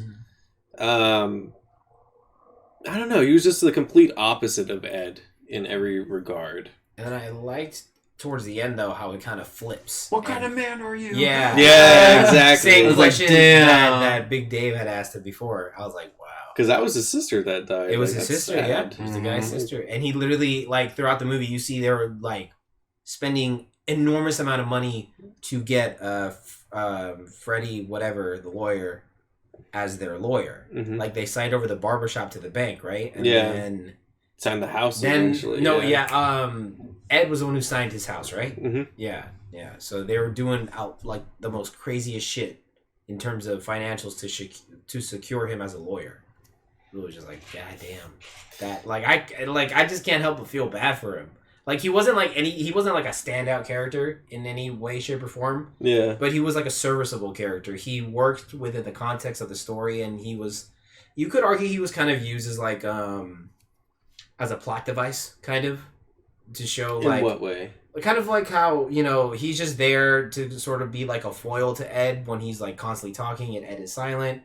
And kind of he's there when Ed's going to... Or like he's at the bank with Ed or whatever and signing over the barbershop. Like he kind of just felt like a secondary side character following Ed everywhere. Yeah. Like he was being used to show how distant Ed is as a person. Yeah. So that's what I meant, but like you could see him being used. I mean, he's the one that's playing with the kids, having a pie eating contest, riding a pig. Yeah, literally. Like he's the one that's like doing all these things, being outgoing. And honestly, I thought when I saw that pig, I was like, "Oh my god, my ex became an actress." Okay. All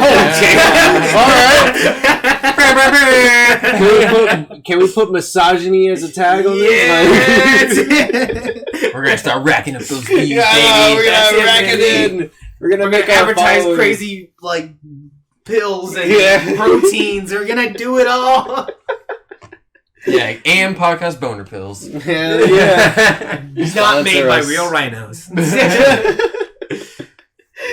yeah, what'd you guys think of Scarlett Johansson? Oh, you mean Birdie? Yeah. Birdie. She liked playing that tune all right. Yeah, I found it interesting that he's trying to find success in her. Yes. Yeah, he's trying to like, all right, this could be one thing I get right. I could send her off to school, and like she's really good at music, and it's just something that he latches onto because of something that he heard, because he heard her playing it, and he's like, it's something that he wants to. Like I said, it's something that he feels like he can do right in his life. Yeah. If he puts her on the right path, at least, it was kind of worth it in some way. In a way, it's almost like as if he's looking for his legacy at this point. Yeah. There you go. Not going to have kids. Doris is gone. He's not good at meeting other people. And then he just doesn't have friends anymore. And it's like everything has been taken away from him. And he's like, this is a young kid that she has her whole life ahead of her, but she could be completely like taken advantage of. I got to be that guy that can help her. And like, even if it's like not reciprocated or anything, like it's fine. And like, it's his way out, like to justify some meaning in his life. And I think it was an interesting scene where he takes her to like the school teacher in San Francisco, and he's basically saying that like, well, yeah, she can play all the notes, she can do it well, like she's nailing it, but like she doesn't have any heart. Like her heart isn't in this. I literally have a note that I was quoting him where he said, "Nice girl plays like a nice girl." Yeah. Yes. Like I like that line because that's a good one. I literally just I wrote, if her heart's not in it, then she can't be a professional. Yeah, and I thought that was a great quote right there, and I'm just like, oh, yeah, and then that's so true. Then when they're on the car ride home, and she says, I don't want to do music or anything like that. That's just something that I enjoy doing, and it's like, if I was to have a career, it would be a veterinarian. which just kind of shows that he didn't really understand. Like, he was just searching for something for himself again. Yeah, exactly. Which leads to that part. You want to talk about it? So I just gotta say, Birdie was gonna give Ed some head. All right. Yep. And she wasn't successful, thank God. Yeah, and I don't think we clarified that she was like a minor, right? Did we talk about? She was in high school. She was in high school. We didn't mention that she was in high school, and Ed is played by Billy Bob Thornton, who is like damn old. He's 50 at this point in this movie. He has to be. Yeah. So it's just kind of like. Yeah, I was getting Lolita vibes right there. Yeah, I was like. Have you guys ever seen that movie? No, I don't want to now. It's one of Stanley Kubrick's first movies. It's essentially like this guy moves into a house and is infatuated with his neighbor's or his tenant's daughter, and she is so much younger. And yeah, it's an interesting story. I got a lot of vibes like that throughout this movie with, well, specifically their subplot. Yeah. But, you know, it's obviously he doesn't have that affection for her at all. He's like, what the hell? Like, no, what are you doing? Yeah. Yeah, so, like, obviously he doesn't... a car accident because of it. Yes. They get into a crazy car accident, and they both live, right? Yes. Yeah, so they both somehow She had a broken collarbone. Yeah. Yeah. By the way, I love that whole thing after when the two cops who told him that his wife got pinched are back. Yeah, there's the doctor there trying to make sure he's conscious, and they're just talking and everything. Do they know he's under arrest? Like, does he know? Does he know? And then he'd be like, Birdie. He's like, and they'd be like, huh? What? What did he say? What did you hear what he said? I think he said Birdie. Oh, the girl, she's fine. Like they're just like, like I like the bickering. It was really funny. Like that's like that. Energy for those. Oh my god, why am I blanking on the directors' names right now? Coen Brothers. It's just another Coen Brothers comedy. I blanked. Yeah, the Coen Brothers just really, they have that really great energy in the writing where it's kind of like electric back and forth when it needs to be, but then it can also be grim and serious when it needs to be. Yeah, and like these characters actually feel like characters too. Even though they're like just about to say that. Yeah, even though they're just background people, like. There's character there, like they write them in ways where they feel fleshed out, like even though they're not like very deep, but like there's some accent there, the way they deliver it, like it's not just the typical like just hire an actor for pay, you know what I mean? Like I love the amount of the mannerisms here, the acting, the dialogue, like everything is just brought together so perfectly here. You feel the passion for this project, and you feel that they definitely felt they accomplished what they were trying to get across, like to audiences. Whether they understood it or not, that's a whole different story. But they felt like it was successful enough, and I definitely feel that. And I kind of like it's a good movie. Like I think we can all agree, it's like it was great. So I loved it. It was dope. Yeah, they give really good. It's just another one of their movies where they just have very powerful lessons. Where this one is just like a powerful lesson about greed. Like just obviously don't do bad shit. Like it's a lot of the movies like focus on characters that try to like essentially like how his life is just boring, or like there's something that they shouldn't left alone, or like they did something illegal and it just came back and reciprocated on them, and it's just like a powerful fable on like all of those lessons and kind of cautionary tale on like what not to do. Like just you have it all. Like don't think that your life is so bad when a lot of other people have it worse. You have well, I don't know, the whole if she loves him, I do believe there is love there. There's affection for each other. At somewhere down the point they had that love changed, and it wasn't the same anymore. And then that's where you said like she has love for James Gandolfini. I think that's a great point too. So I think her character is a lot more complex than just loving Ed. You bring it up that point.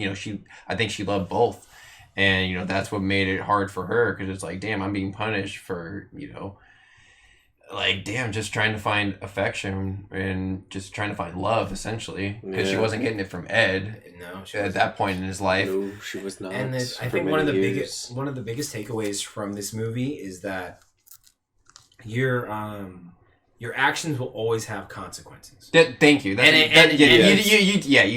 it's just basically kind of like you can do whatever you want to do, but understand it could go terribly wrong. you will be shit out of luck with nothing left to your name. Yeah. And that's exactly what I think the message was with this movie specifically. It was more kind of like, hey, it was like you were saying, don't take what you have for granted, because he took his wife for granted, he took his life for granted, his work, everything. He just felt empty and didn't really care. And the way he approached it with blackmail. Yeah, exactly. Yeah. And like he's like, all of a sudden he goes from this bland, empty man to this crazy mastermind who's creating an entire plan, and just, it was insane. Whole crazy sequence of events. Yeah, in all honesty, like, my favorite scene, well, my favorite scene is when he sits down with Doris and when she's already dead, like, after that whole tar guy thing. But, right before that, when he finds out that Doris passed away and everything, and the courtroom scene? After the courtroom scene, when he's walking on the street and everyone's, like, avoiding looking at him. Yes. And he starts monologuing, and he's saying that he's like a ghost, and like then that's where it's like, oh, he really isn't there. Like, he just feels so absolutely alone now, and it's all his own fault. Yeah, because he caused all that. Yeah. So I just love that, because it really is so damn depressing. Like, the ending is so fucking depressing to me. Chef's kiss. Yeah, it was so good. Yeah, it was so good. It's beautiful, but it's like, damn, like, you got what you deserved, but at the same time, like, I did feel affection for this character at the same time, because, like, yeah, you're right, it's sad that, these were the consequences that we were led to, and he didn't mean for it to get that bad, but it's just, it's crazy how some of these things can just escalate and just get worse and worse and worse, and the worst part being is that it's your own doing. Yeah. There's no one to blame but yourself. Yeah. And by the end of the movie, like, that's the ultimate lesson here. Yeah, and then in his final thoughts, right before he gets the chair, he's thinking of, you know what, like, I don't regret anything, and like, I did what I did, like, I understand it. If there is like a place after this world, I hope I can find Doris there. And it's just like, that was cute. Yeah. I was like, oh man, because it wasn't like he was thinking of Scarlett Johansson. He never had that kind of like feelings for her. It wasn't like that. But it's like, still, he really missed her, and that was his regret. Even though he didn't say it, that's like his regret. He just misses her, and he's saying it without saying it directly. Exactly. Yeah. So it's fantastic. I love that. That scene was like making me like, I was like, damn. Because he's just so alone. He knows that he's dying unloved. And it's just like, getting shaved by his leg and then just remembering his wife. I was like, Wow. Sad, but beautiful. So is there anything else you guys want to get into, or do you guys want to wrap up? I think we could wrap up. You guys ready for ratings? Yeah. I think we can. Yeah. I'll go last. I was about to say, I'll go ahead and go first. Okay. Yeah, I'm curious to hear what you guys say. So, I absolutely loved this movie. Like, for one, I love the black and white filter for it, or like it being shot in black and white. Gave me a Lighthouse vibe. Gave me Logan Noir vibes. In case you didn't know, that was a thing that came out. And it was beautiful. So, like, I'm a big fan of black and white films. Me and Matt were discussing it earlier today, and I was telling him, like, I think it's just really cool, because when you're watching a movie in black and white, it feels like you're in the time where they had black and white films, and you're like, oh my god, I'm in a movie theater that's playing an all black and white, like, film. It's really cool, and it's very unique, and it definitely, the cinematography, like, amplifies how well it works in a black and white color scheme. It's complimentary. It's 100% complimentary, for sure. So, and then performances, all good. Billy Bob Thornton. What was her name? Frances McDormand? You got it. Yeah. James Gandolfini. Even the woman who played Anne, Big Dave's wife. I can't remember her name. Oh, yeah. I can't remember her actual name, but yeah, she's great. And, Scarlett Johansson, she did her part as a young... Catherine Merowitz? Merowitz. Very good as well. Everyone was good overall. Mr. Monk, always good. Yeah. Neat freak monk. Or clean freak, right? He was like OCD. There we go, OCD. But anyways, my rating for this movie is going to be a solid 9 out of 10. This movie is really fucking good, and I definitely recommend you guys watch it. Hell yeah. Yeah. Pretty much I'm like right up there too. I'm at a high 8. I love this movie. It was so depressing to me. Like, I was so like, oh god.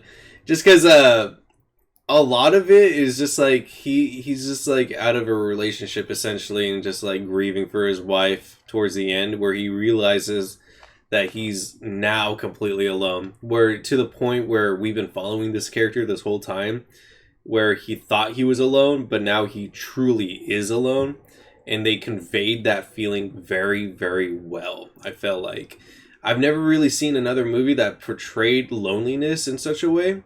And then also, kind of looking back at yourself as kind of like an idiot for not understanding how well you had it, like up to that point. So I feel like I really enjoyed this movie. So I gave this like a very high 8. I was like struggling on saying 9, but I'm gonna stick with an 8. Why would you knock it down? Yeah. Well, just like, well, what are your criticisms? I'm just curious. Well, I also felt like I just felt like there was a lot that could have happened in a way, because it is just like I don't know, I really enjoyed this movie, but I feel like it wasn't like blowing me away, you know. So I was like, I loved it. I still loved it. 8's a great number. No, I know. It's a great number. All right. I didn't hear you criticize anything, so that's why I'm just curious. I have not heard one valid criticism thus far. No. There's no. I think you're just being stingy with your 9 ratings. I've given 10s to things. I've given 10s to Far No Way Home. But I think what this else? is I was just like, what else? That's okay. Yeah. I mean, Everything, Everywhere, All at Once. That was a 10. That was a 10. That was a 10. Have you given anything a 9 though? It was 10. I don't think you have. No, yeah. Didn't I give a 9 the last? No, He did. Sweeney Todd. Sweeney Todd. Oh. He's right. Yeah. Well, why not put this with That's Sweeney okay. Todd? Don't worry. Don't worry. That 8's great. All right. I'm telling you right now. 8's good. I'm telling you right now. 8's good. I'm telling you right now. Between the two barbers, Sweeney Todd's a 9. All right, that motherfucker is way better. I disagree wholeheartedly. I will tell you right now. Between those two barbers, we should have had that together. That would have been a pretty good. That would have been a fun little theme. Barber versus barber. Barber versus barber. Damn, I didn't. Damn, we didn't know about this movie. That's okay. It's fine. But yeah, high 8. All right. Great score. Yeah. Yeah, I'm going to rate this very highly. I'm glad to add this to my watch collection of Coen Brother movies. I only have, I think, like 3 or 4 more now. Yeah, I love this one. I definitely do think this is like one of their best, in my opinion. I actually do think this is better than Fargo and, you know, some of their other more notable ones, in my opinion. I find this much more entertaining, valuable lessons here. Yeah, like the dialogue is strong. Like I think everything here is just incredibly strong. Like there's not really like a lot of, like there's nothing I would really critique, to be honest. Like I think everything here works perfectly. My rating is mostly like a reflection of my enjoyment of it right now. Yeah, I guess I would rate this a 9 as well. It's not too far off from a 10, but I guess I feel much more comfortable for a 9, because whenever I watch a 10, I do feel like I know like right away. I'm like, okay, that like with Everything Everywhere All at Once, like that was that's just doing so much shit and it's pulling them all off. And this movie is essentially doing that too, but I do feel much more comfortable with the 9. Yeah, it's a fantastic movie, and I'm glad I finally watched it. I don't think it's my favorite Coen Brothers movie. I still think No Country for Old Men, Inside Llewyn Davis, maybe even Raising Arizona are better, or I prefer over this. But this is still a fantastic movie. Glad I finally watched it, and I'm glad I showed it to my homies here. I'm glad I watched it. It was a really good and like a really fun watch. Well, not fun. It was a depressing fucking watch. Well, I mean, I find it fun and it's entertaining. It was an enjoyable watch. Hey, the technicality emotions don't matter. We're talking about, did you have fun watching? Yes. Were you entertained? I had an entertaining Were you not entertained? Watch. It was a great viewing. I'll take it. I'll take what I can get. But yeah, I'm on the same page as these guys. I'm glad Matt recommended it. It was a very good movie. Again, highly recommend you guys check it out for yourselves, form your own opinions. And, you know, if you want to, tell us what you think of it. Watch more Coen Brothers, too. Also, don't be afraid to just, like, think of a movie and then just give it a try. None of us had watched this movie. That was a really pleasant surprise. Yeah. It was. We're definitely gonna. Well, I'm definitely with my recommendations. I definitely want to throw out a few more like that where none of us have watched. So when it's my Roto again, I'll definitely do another one, and then after that, I definitely want to go back to something familiar. But that about does it for this episode.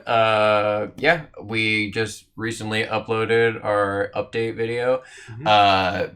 Our episode 11 will be uploaded Monday, and going forward, all of our episodes will be uploaded Monday, including this one, which will be not this upcoming Monday. It'll be next Monday, which I believe is the 16th. I could be wrong, but we're recording this in the past. You guys will hear this in the future, which will then be the present. Time is irrelevant. Time is a construct. Yeah, time is a construct. Just look at it Fourth as dimension if, doesn't exist. Yeah, just look at it as if, hey, if you want to watch our content sooner, watch us on Twitch. We'll stream it. Yeah. And then in the future, if you want a more edited version, you'll find it on our YouTube channel. Yeah, that's another great thing to bring up. We'll probably do a few more Twitch. I mean, we might be doing this going forward too.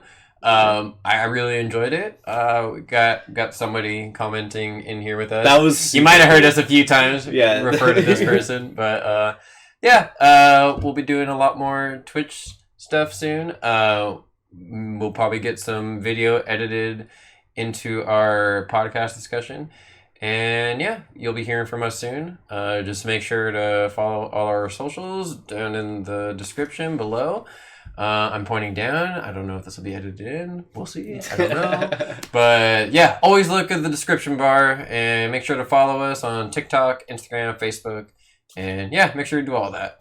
And you guys want to plug anything in? Yeah, real quick, I want to give a shout out to Umfan, our first actual viewer on Twitch. Was having that kind of back and forth, like talking, and then also like having some engagement. That was really fun. I thought that was pretty cool. Yeah. Thank you, Unfan, for randomly checking us out. That was cool. Fan. Fan. Yeah. Oh, like PHAN or FAN. FA. Oh. Yeah. I think I'm a fan. Fan? Question mark? Let us know, fan. We appreciate it. Yeah. Again, follow us on our socials. We also have a brother-sister channel called Practically Done. We will be doing more IRL in that one, where we'll be doing our own little skits and just showing how we are going about doing our own practical effects, the same things that we see in horror movies, and just giving our own try at it, flexing our acting chops. Yes, I feel like we're gonna have a lot of that. Hello, I'm Andrew. I like acting. Double A, baby. This guy right here, that's our guy. I'm that guy. But we'll be coming for you, Oscars. Yeah, but we'll be having a lot more fun over there. So be sure to follow us on everything right there. Yeah. Anything you want to plug in? Hug somebody. Be happy. Yeah. I agree with that statement. Don't take your life for granted. And don't buy crack from Steven down in the corner. You can't trust him. Yes. Yeah. Don't go down that path. Because here's the thing: his name probably isn't even Steven. You don't know who he is. Just don't do it. That's the point. Just be loved and don't do drugs. Great send off. Well, do fun drugs. Don't do the heavy ones that are addicting. Yeah. Smoke weed. What if those are the fun ones? It's not habit forming. Okay, we're wrapping up here. It's not habit forming. Yeah, we're sidetracking. Right. Bye, guys. Bye, guys. This is our first real life video podcast. Yeah. Later, dudes.